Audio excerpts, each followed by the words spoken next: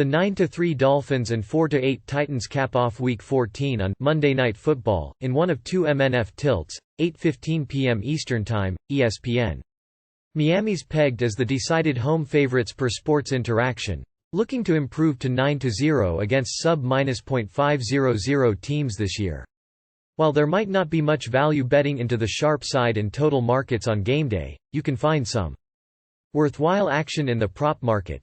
Thankfully, we've done our part in highlighting 4 valuable props on Canada's most trusted sportsbook, Sports Interaction. So, without further ado, let's break down these valuable props for Monday night's Dolphins-Titans matchup. Time equals 400 ms greater than. Although Waddle's gone under 66.5 receiving yards in 3 of his past 4 games, we think he breaks his cold spell with a strong receiving output against a subpar Titans pass defense.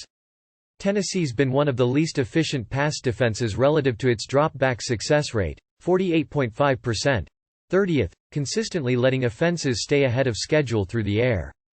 Time equals 400 ms greater than. The Titans most recently allowed both Michael Pittman Jr. and Alec Pierce to record 100+ receiving yards in their 31-28 overtime loss in Week 14. Against an even more potent Dolphins offense, we expect both Waddle and Tyreek Hill to exploit a struggling coverage unit. Waddle is among the league's best yards after catch receivers this season, 313. Yak. 14th among WRs, so he might not even need much volume to hit his over. While we expect the Titans to be playing from behind the most of tonight's contest, we still like Henry to record 56+ rushing yards. The Dolphins' run defense hasn't been nearly as stout as their pass defense, ranking well below the league average in rush success rate and EPA, as we expect the Titans to rely heavily on their star running back. That bodes well for Henry's chances of totaling 56+ rushing yards, a number he's flown over in his past 2 games. Yes, a likely negative game script caps his upside, but his rushing yardage prop of just 55.5 already factors that in.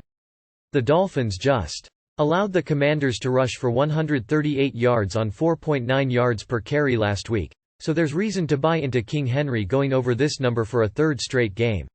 With the Titans reliant on their ground game, we also think Spears, who's fresh off his best rushing performance as a pro, 16 carries, 75 yards, totals at least 5 carries.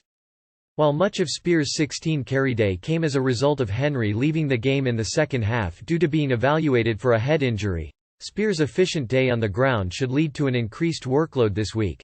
The Dolphins' offense should have little trouble generating ample scoring opportunities tonight, putting Sanders in a position to surpass his total field goals made prop. It's not often that the Dolphins' offense stalls out in the red zone, as Miami leads the league in red zone TD rate.